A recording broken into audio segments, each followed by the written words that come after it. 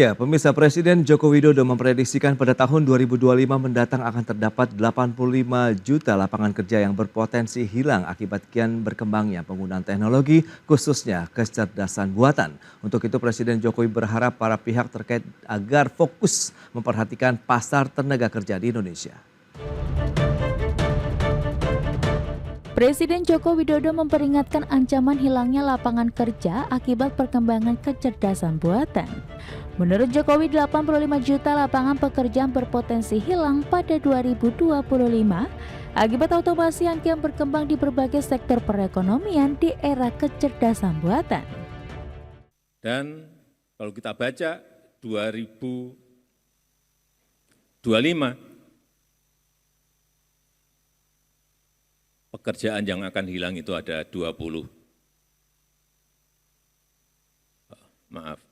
85 juta. Pekerjaan akan hilang 85 juta. Sebuah jumlah yang tidak kecil.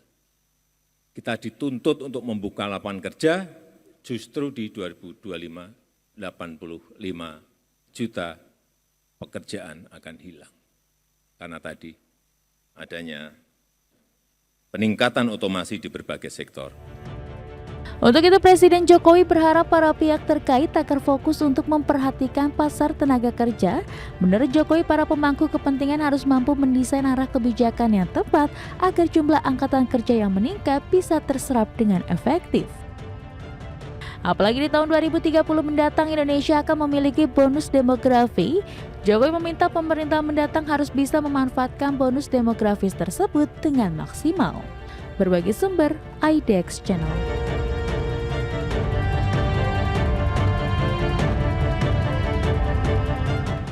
Baik pemirsa, untuk membahas tema menarik kita kali ini, disrupsi digital dan potensi hilangnya lapangan kerja. Kita sudah tersambung melalui Zoom bersama dengan Mas Desar Sandikapura, Ketua Umum IDIK, dan juga Bapak Ajib Hamdani, Analis Kebijakan Ekonomi Apindo. Ya, selamat pagi Mas Desar. Pagi Mas Pras. Ya, salam sehat Mas. Ya, selamat pagi juga Pak Ajib. Selamat pagi Mas Pras. Siap, terima kasih atas waktu yang disempatkan. Langsung saja kita ke Mas Desar nih. Seperti apa sih perkembangan disrupsi teknologi ini yang terjadi di Indonesia sampai dengan saat ini? Baik, kalau kita lihat pertumbuhan digital kita itu mungkin di awal-awal itu 2000-an ya, karena ada internet di sana, masyarakat sudah mulai pakai internet, lalu ada e-commerce mulai muncul, lalu ada penggunaan mobile.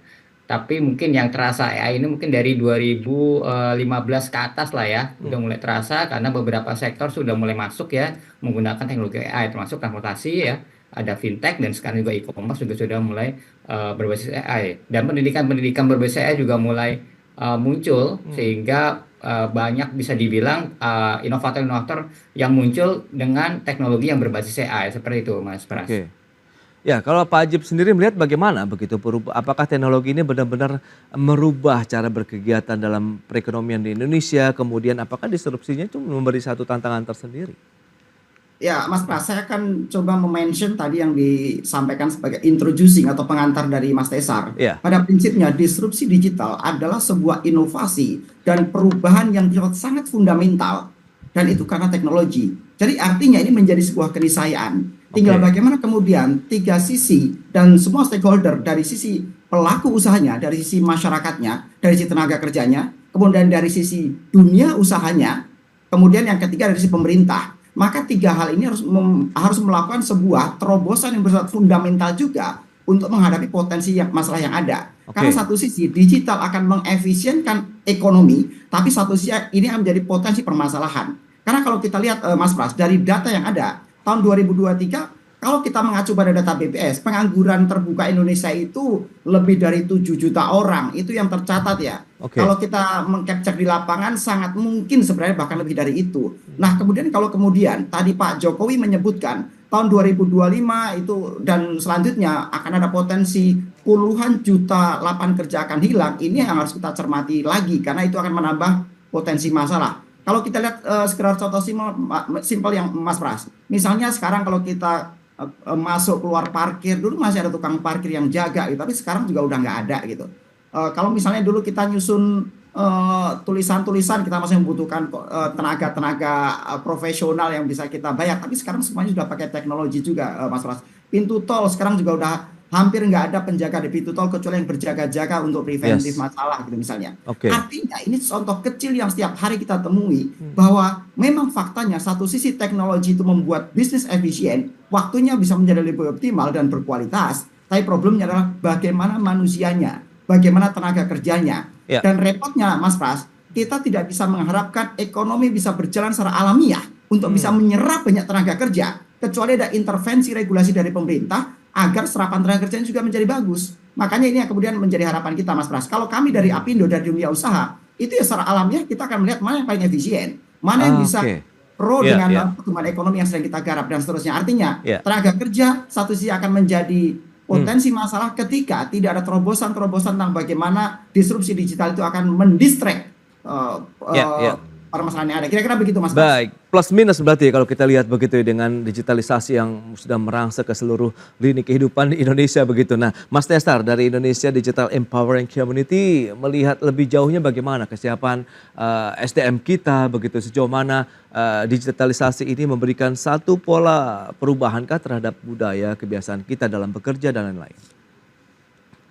Iya, jadi kalau perubahan gaya hidup tentu ya. Jadi kalau sekarang bisa dibilang sekarang kita komunikasi kita semua serba instan. Oke. Dan ini mempengaruhi juga sifat-sifat gen apa ya sekarang? Gen alpha saya dengar udah berubah. Jadi pola pikir mereka sekarang jauh berbeda dengan kaum-kaum baby boomers gitu ya atau milenial gitu ya. Jadi sehingga kita mungkin dalam hal ini sebagai pengusaha juga agak berbeda cara berpikirnya. Itu juga ada pergeseran konsumsi gitu ya. Sekarang mereka tidak terlalu apa tanda kutip melihat iklan TV gitu ya sekarang ya. Mungkin Oke. mereka lebih melihat sosmed gitu ya. Sehingga konsumsi ini bisa sekarang ada terkenal istilahnya social commerce gitu ya. Sehingga banyak pembelian terjadi di sana bukan di e-commerce lagi gitu ya. Lalu juga ada yang menarik masalah pekerjaan ini ada istilahnya gig ekonomi gitu ya. Jadi sekarang banyak orang kerja itu tidak sesuai dengan apa ya misalnya kuliah di mana kerjanya di mana gitu ya. Sekarang juga pekerjaan juga nggak harus juga di kantor gitu ya, bahkan bisa WFA gitu ya. Jadi banyak budaya-budaya sangat berubah yang tadi juga sempat disinggung Mas Ajib ya. Jadi Oke. sebenarnya teknologi ini terutama yang berbasis AI ini sebenarnya jangan kita berpikir menggantikan juga ya, karena sebenarnya sifatnya ada asisten, artinya membantu pekerjaan yang tadi bener juga ya. Misalnya kita punya karyawan 5, gara-gara ada mungkin kita jadi cuma butuh 2, bukan berarti nggak sama sekali gitu ya, karena ada peran human. Human ini tidak bisa dihilangkan karena ada faktor etika, budaya dan lain-lain. Seperti itu Mas Pras. Baik, baik. Tapi yang menarik ini Presiden Jokowi juga menyebutkan bahwa disrupsi digital bisa berdampak pada lapangan kerja begitu, dengan mencontohkan ada 85 juta pekerjaan yang akan hilang akibat kecerdasan buatan begitu. Pak Ajib, Anda melihat bagaimana potensinya dari sisi Apindo kalau memang Anda beranggapan bahwa digitalisasi juga memberikan nilai tambah juga bagi perusahaan ataupun pelaku usaha? Oke, begini Mas Pras. Ya. Sebenarnya tanpa kita berbicara masalah potensi disrupsi digital, itu pun sebenarnya pemerintah juga sedang menghadapi masalah serapan tenaga kerja. Coba Oke. kalau kita lihat data di tahun 2022-2023, kita ambil data terakhir tahun 2023 yang sudah valid oleh BPS. Ya. Dengan investasi masuk 1.400 triliun lebih, artinya investasi over target. Tapi coba kita bandingkan dengan serapan tenaga kerjanya hanya sekitar 1,8 juta, 50% dari target. Jadi artinya satu sisi investasi over target, tapi penyerapan tenaga kerjanya under target gitu. Nah, Oke. ini menjadi sebuah contoh, menjadi sebuah potret kondisi di lapangan bahwa pemerintah punya masalah cukup serius dalam hal penyerapan tenaga kerja. Bahkan kalau tadi Mas Faisal menyampaikan, banyak orang yang kuliahnya di mana, kerjanya di mana. Sebenarnya kalau kita terjemahkan dalam sebuah kata atau istilah sosial, maka itu namanya intelektual proletar sebenarnya Mas Pras. Oke. Jadi orang yang secara intelektual tinggi tapi kemudian karena tidak mendapatkan kanalisasi terhadap lapangan kerja sesuai dengan bidangnya, maka dia harus shifting untuk mempelajari skill yang baru sehingga dia masuk ke tenaga kerja, ke sektor lapangan kerja yang kemudian tidak relevan dengan pendidikannya. Nah, kembali ke tadi, Oke. kemudian ketika teknologi kembali mendisrupsi, maka ini akan jadi distraction terhadap tenaga kerja yang baru. Ya, ya. Maka kalau kita lihat Mas Pras, sebenarnya untuk 5 tahun ke depan Pak Prabowo sudah sangat jeli melihat hal ini. Maka kalau kita lihat satu di antara 8 program utama Pak Prabowo yang namanya program Astacita, nomor 3 itu menyebutkan secara literally tentang bagaimana peningkatan tenaga kerja atau lapangan kerja yang berkualitas. Tapi ini tidak titik, ini masih koma, Oke. yaitu peningkatan lapangan kerja berkualitas, koma, mendukung kewirausahaan dan ekonomi kreatif. Artinya, pemerintah baru pun sudah memotret kondisi ini, bahwa penyerapan tenaga kerja tidak hanya bisa dilakukan oleh sektor-sektor formal. Pemerintah harus mendorong sektor wirausaha, apalagi kalau Pak Jokowi tadi menyebutkan puluhan juta itu tenaga hilang, nggak mungkin tenaga kerja menyerap. Nggak mungkin APBN menggaji mereka dengan mengangkat mereka menjadi PNS. Maka kemudian dibutuhkan dorongan di sektor wirausaha, di sektor entrepreneurship, sehingga secara tidak langsung ini akan mengurangi pengangguran, mengurangi tenaga kerja yang masih menunggu pekerjaan. Nah, program-program seperti ini yang perlu didorong dengan baik. Tinggal kemudian bagaimana program unggulan dari Pak Prabowo untuk 5 tahun ke depan itu bisa diterjemahkan menjadi program-program teknis di semua kementerian-kementerian teknis, sehingga bisa betul-betul menyerap tenaga kerja. Tenaga kerja yang terdistract serapannya karena disrupsi digital itu bisa diselesaikan dengan beberapa program pemerintah ke depan. Kami punya keyakinan di situ, Mas Pras, dan dunia usaha akan selalu mencoba menyesuaikan dengan program-program pemerintah. Karena sekali lagi, hanya program pemerintah yang bisa mendorong pertumbuhan ekonomi dengan baik. Sebagai contoh begini, kalau kemudian kita disuruh bersaing dengan secara global, nggak akan mungkin bisa bersaing. UKM kita banyak yang tutup, sektor konvensi kita banyak yang tutup. Kenapa? Banyak banjir impor barang-barang lain, kita tidak bisa bersaing secara alamiah, sehingga kemudian kebijakan-kebijakan pemerintah itu yang dibutuhkan. Dunia usaha tentunya mendorong bagaimana insentif regulasi ini pro dengan lapangan kerja yang padat atau istilah itu padat karya, dan insentif itu bisa masuk ke tempat sasaran seperti itu. Demikian, Mas. Iya, menarik ini. Lantas kesiapan dari SDM-nya sendiri begitu, Mas Tesar. Anda melihat seperti apa? Apakah literasi, kemudian bagaimana tingkat pemahaman masyarakat begitu untuk bisa menyerap digitalisasi ini sudah cukup sesuai dengan kecepatan dari digitalisasinya sendiri? Kita bahas nanti di segmen berikutnya. Kita akan jeda sebentar ya. Dan pemirsa, pastikan Anda masih bersama kami.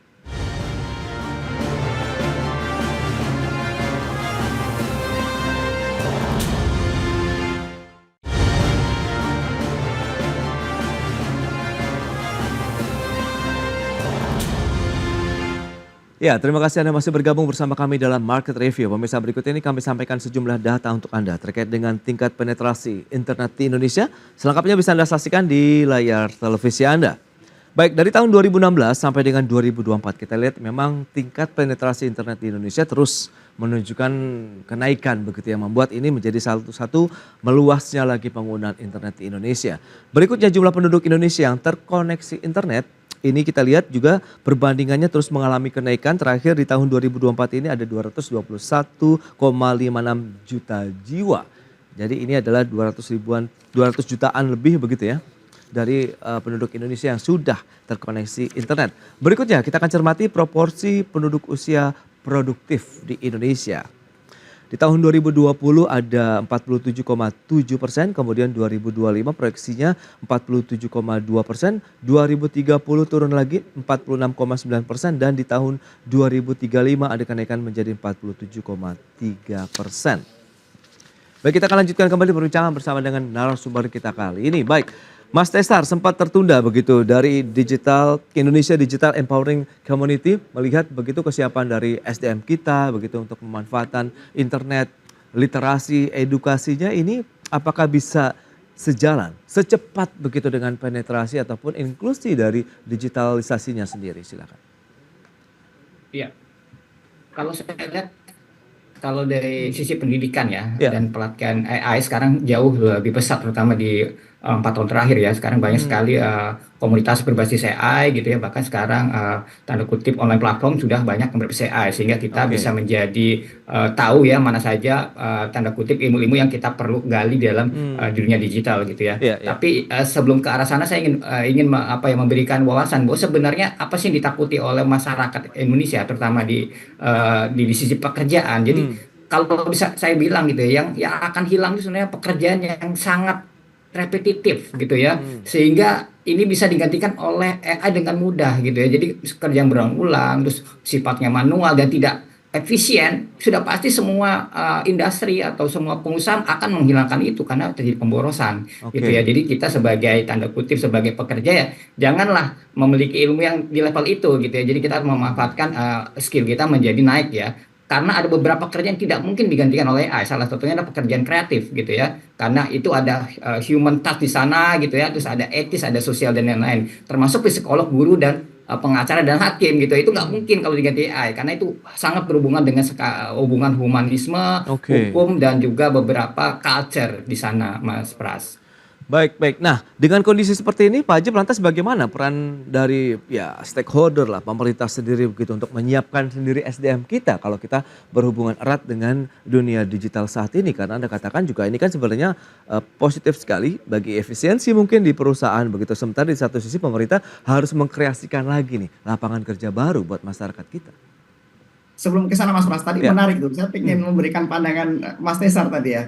Saya setuju dengan Mas Tesar bahwa banyak sekali pekerjaan-pekerjaan yang tidak bisa mungkin digantikan oleh digital. Ya. Tapi kemudian beberapa fungsi clericalnya akan dilakukan oleh digital juga. Sebagai contoh, kalau berbicara dokter, sekarang juga ada Halodoc gitu. Orang tanpa harus datang ke dokter, mereka minimal itu mendiskusi juga. Dulu orang sakit langsung ke dokter gitu. Tapi sekarang dengan misalnya Halodoc, dengan teknologi mereka nggak harus datang secara fisik misalnya. Tapi mereka udah mendapatkan jawaban atas pertanyaan-pertanyaannya, dikirim obat dan lain-lain. Artinya ini juga bagian disrupsi digital juga. Nah termasuk dosen segala macam. Sekarang kita bikin karya tulis, karya itu bahkan kalau dulu bikin PowerPoint itu lama, sekarang 10 menit juga jadi kan kira-kira begitu. Nah kembali ke tadi, kalau dari yang sampaikan Mas Pras, bagaimana peran pemerintah dan dunia usaha? Kita lihat pemerintah itu sebenarnya sudah, kalau dunia usaha melihat cukup bagus effort dalam konteks untuk mendukung infrastruktur. Kalau kita lihat indeks dari pembangunan teknologi informasi dan komunikasi itu terus meningkat, Mas Pras. Kalau kita lihat bahkan di tahun 2023 kemarin itu di poin 5,9 dari skala 1 sampai 10 ya. Artinya ini terus meningkat dari tahun sebelumnya yang hanya 5,85. Kalau kita lihat indikator-indikator ini Mas Pras, itu sebenarnya indikatornya cukup positif dan trennya naik. Dan bahkan kalau kita ingat sejak tahun 2016-17 sampai dengan sekarang itu kan dibangun yang namanya Palaparing Timur dan Palaparing Barat misalnya. Ini sebagai contoh nyata dari pemerintah bagaimana ingin mendorong bagaimana teknologi itu bisa masuk sampai ke pelosok-pelosok, teknologi itu bisa masuk ke daerah-daerah. Artinya ini menjadi bagian dari afirmasi pemerintah untuk bisa mendorong pertumbuhan ekonomi yang lebih baik dan bisa bagaimana tenaga kerja di daerah itu bisa menyesuaikan dengan perkembangan zaman yang ada. Tinggal bagaimana kemudian dunia usaha menyikapinya. Sekali lagi Mas Pras, dunia usaha itu cenderungnya akan alamiah. Akan terjadi sebuah equilibrium di mana ketika ada sebuah efisiensi yang maksimal, dunia usaha akan masuk ke sana.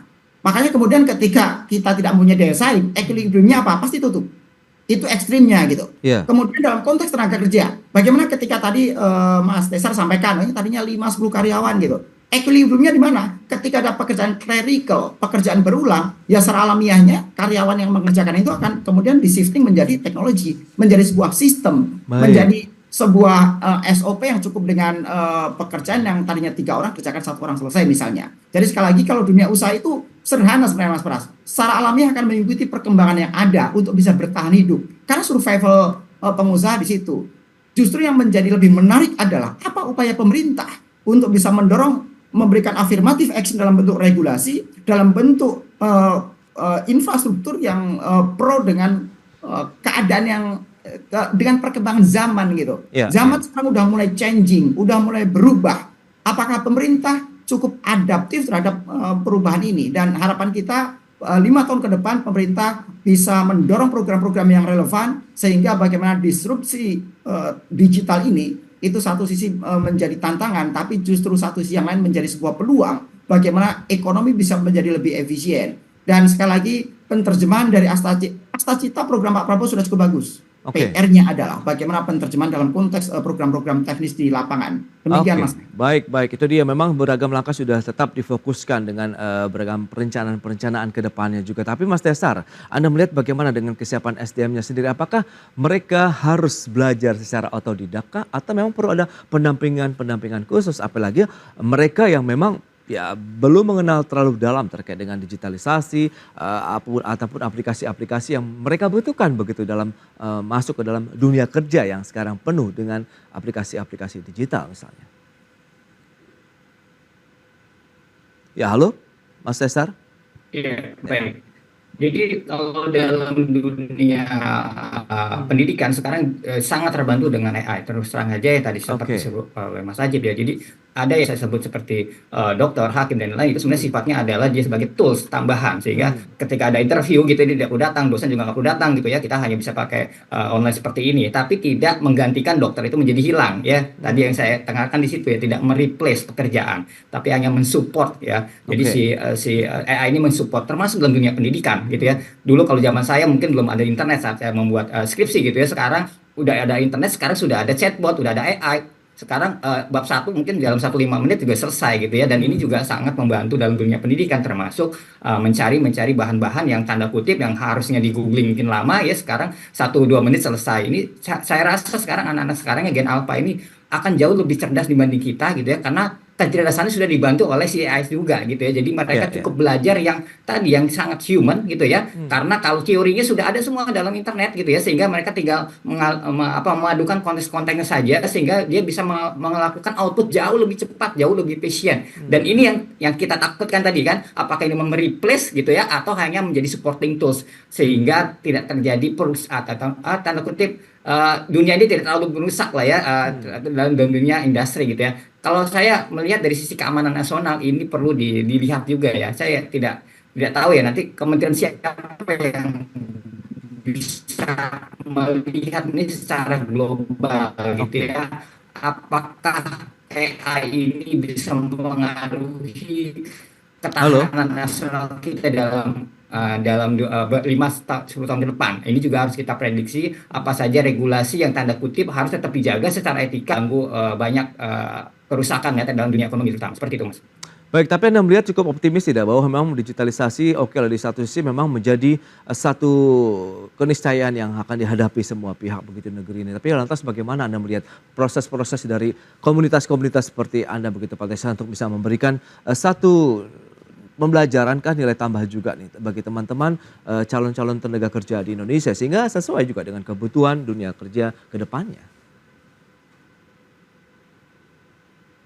Iya, saya sangat optimis ya. Jadi sekarang saya melihat ya banyak sekali sekarang anak-anak muda jauh lebih inovatif gitu ya dengan dengan teknologi. Mungkin kalau kita mungkin tanda kutip ya kurang kreatif sekarang karena ada tools tambahan mereka jauh lebih kreatif yang tidak kita pikirkan Oke. dengan teknologi 5 tahun 10 tahun lalu gitu ya. Jadi saya ngelihat Indonesia bisa menjadi salah satu pelopor inovator dalam dunia AI. Saya cukup yakin ke arah sana. Baik, itu dia di satu sisi memang ini suatu keniscayaan seperti yang sudah disampaikan oleh Pak Ajib kemudian Pak Tessa bahwa memang harus dihadapi bersama-sama dan dimanfaatkan tentunya bagi dunia usaha dan juga masyarakat untuk bisa meningkatkan kemampuan digital mereka sehingga akan klop pada waktunya begitu ya. Baik, Pak Ajib sayang sekali waktu terbatas ini terima kasih banyak atas informasi analisis yang sudah Anda sampaikan kepada pemirsa pada hari ini. Mas Tessa, terima kasih juga atas update-nya terkait dengan kondisi dari digital di Indonesia sampai saat ini. Selamat melanjutkan aktivitas Anda kembali. Salam sehat Pak Ajib, Mas Tessa, terima kasih.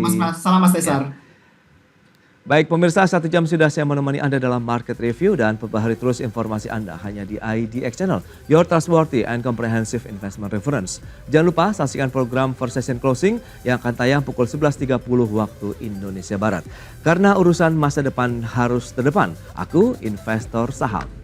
Saya Prasetyo Wibowo beserta seluruh kerabat kerja yang bertugas pamit undur diri. Terima kasih, sampai jumpa.